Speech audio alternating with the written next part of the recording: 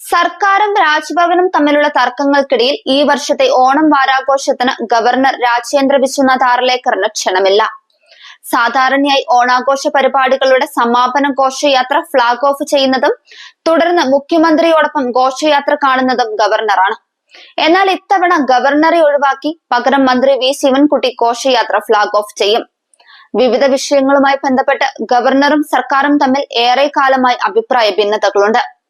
ഭാരതാംബ വിവാദം, സർവകലാശാല vice chancellor നിയമനങ്ങൾ തുടങ്ങിയ വിഷയങ്ങളിൽ ഇരു കൂട്ടരും തമ്മിൽ രൂക്ഷമായ തർക്കങ്ങളുണ്ടായിരുന്നു. മുൻ ഗവർണർ ആരിഫ് മുഹമ്മദ് ഖാൻ സ്വീകരിച്ച അതേ നിലപാടുകൾ തന്നെയാണ് നിലവിലെ ഗവർണർ ആർലേക്കറും പിന്തുടരുന്നത്. സർക്കാർ ഗവർണർ പോരിന്റെ പശ്ചാത്തലത്തിൽ 2022 ഓണാഘോഷ പരിപാടിയിൽ നിന്നും മുൻ ഗവർണർ ആരിഫ് മുഹമ്മദ് ഖാനെ സർക്കാർ ഒഴിവാക്കിയിരുന്നു. എന്നാൽ 2023 സ്ഥിതിഗതികൾക്ക് മാറ്റമുണ്ടായി. അന്ന് മന്ത്രിമാരായ വി ശിവൻകുട്ടിയും പി എ മുഹമ്മദ് റിയാസും നേരിട്ട് രാജ്ഭവനിലെത്തി. ഗവർണറെ ഓണാഘോഷത്തിന് ക്ഷണിക്കുകയും ഓണക്കോടി നൽകുകയും ചെയ്തിരുന്നു. ആ ക്ഷണം സ്വീകരിച്ച് ആരിഫ് മുഹമ്മദ് ഖാൻ പരിപാടിയിൽ പങ്കെടുക്കുകയും ചെയ്തു. പിന്നീട് പല വിഷയങ്ങളിലും തർക്കങ്ങൾ രൂക്ഷമായതോടെ ഔദ്യോഗിക യാത്രയയപ്പ് പോലുമില്ലാതെയാണ് അദ്ദേഹം കേരളം വിട്ടത്. അതേസമയം സ്വാതന്ത്ര്യ ദിനത്തിൽ രാജ്ഭവനിൽ ഗവർണർ നടത്തിയ വിരുന്നിൽ മുഖ്യമന്ത്രിയും മന്ത്രിമാരും പങ്കെടുത്തിരുന്നില്ല. താൻ നടത്തിയ വിരുന്ന് സൽക്കാരത്തിൽ മുഖ്യമന്ത്രിയും മന്ത്രിമാരും പങ്കെടുക്കാത്തതിൽ ഗവർണർ RV ആർലേക്കർ അതൃപ്തി പരസ്യമാക്കിയതോടെ ഗവർണറും സർക്കാരും തമ്മിലുള്ള ഭിന്നത ഒന്നുകൂടി രൂക്ഷമായി. കാവിക്കൊടിയേന്തിയ ഭാരതാംബ ചിത്ര വിവാദത്തിൽ കേരള യൂണിവേഴ്സിറ്റിയിലെ രജിസ്ട്രാറുടെ സസ്പെൻഷനിൽ മുഖ്യമന്ത്രിയും മന്ത്രിമാരും ആവർത്തിച്ച് ആവശ്യപ്പെട്ടിട്ടും ഗവർണർ ഇടപെട്ടിരുന്നില്ല. VC നിയമനങ്ങളിൽ ഒരു അനുനയത്തിനും ഗവർണർ തയ്യാറായില്ല. ഇതിന് പിന്നാലെയാണ് ഗവർണറുടെ സൽക്കാരം മുഖ്യമന്ത്രിയും മന്ത്രിമാരും ബഹിഷ്കരിച്ചത്.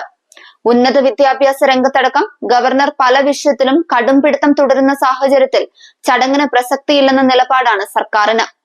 മുഖ്യമന്ത്രി തിരുവനന്തപുരത്തുണ്ടായിട്ടും പങ്കെടുത്തില്ല. 13 മന്ത്രിമാരെ മറ്റു ജില്ലകളിൽ സ്വാതന്ത്ര്യ ദിനാഘോഷത്തിനായി നിയോഗിച്ചിരുന്നു.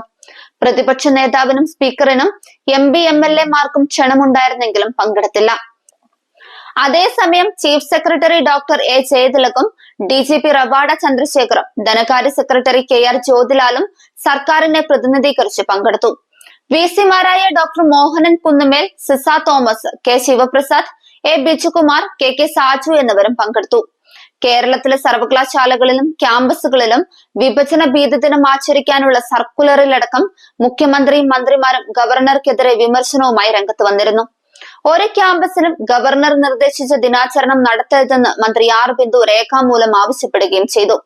യൂണിവേഴ്സിറ്റികളിൽ ഗവർണർ നിയമിച്ച VC മാരെ അംഗീകരിക്കില്ലെന്ന നിലപാടിലായിരുന്നു സർക്കാരും സിൻഡിക്കേറ്റുകളും ഉണ്ടായിരുന്നത്.